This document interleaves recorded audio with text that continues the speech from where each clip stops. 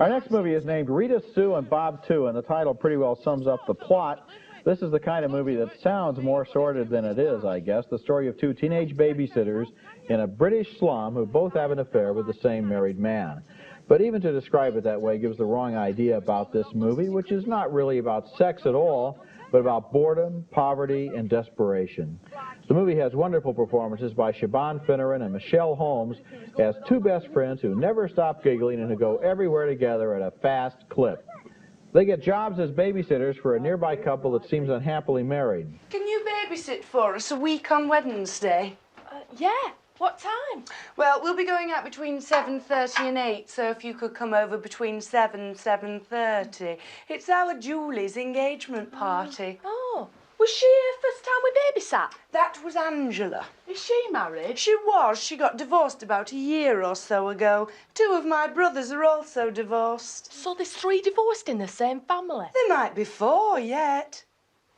Bob takes the girls home one night and makes a proposition which they quickly accept, and for a while the three carry on a secret affair, meeting in Bob's car or in the nearby countryside. But the secret gets out when Michelle, Bob's wife, finds evidence that he's been cheating on her. And I'm blaming you for this. Blaming me? What for? For me having to go and ask for sex off other people because I don't get any off you. Don't tell lies. Okay, I try. When we have sex, it feels like shagging a bag of spuds. You just lay there like a bit of wet rag. You didn't used to be like that. What do you expect? I want us to enjoy it. Now, if this were a film, it would be an R-rated sex romp, and it'd probably seem pretty dirty. But Rita, Sue, and Bob 2 is another one of those recent small-scale British films that's much more interested in human nature than in selling lots of tickets with lots of sex. Watch me bleeding ornaments. They're all right. You'll not get a bleeding job sitting on your ass in here. There's no talking, you haven't done a day's work in years. There's no way I'm working all week for £27.30 on some bleeding training scheme. You should be thankful for it. Give over, even I wouldn't work for that. I used to work for 18 shilling. That were it days of Methuselah. Money were worth more then. You get note for 27.30 nowadays. Yes. I must say I agree with Sue. You keep out of this, you black bastard. There's no need for that. Get out. Go on, get out!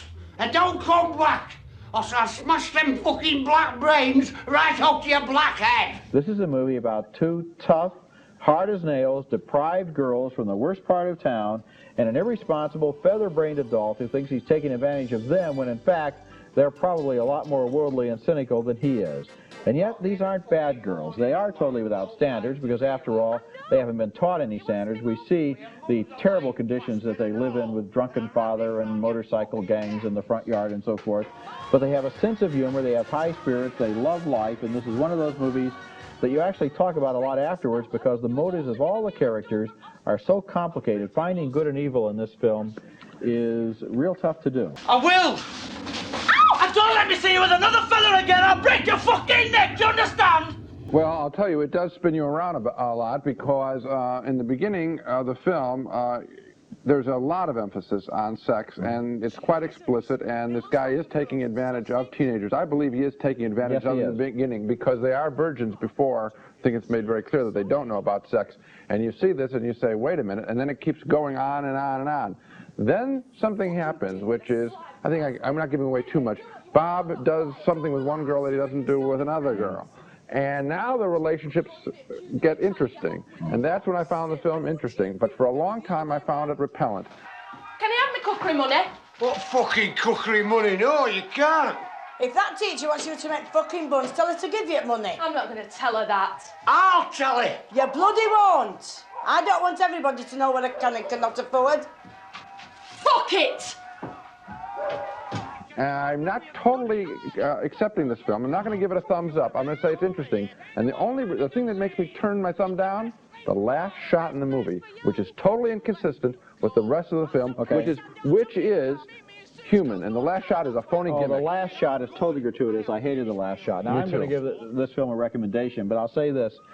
The reason that I liked it was because it was a living film. It was about complicated people in a very complicated The girls situation. are lively. But it's not a simple film.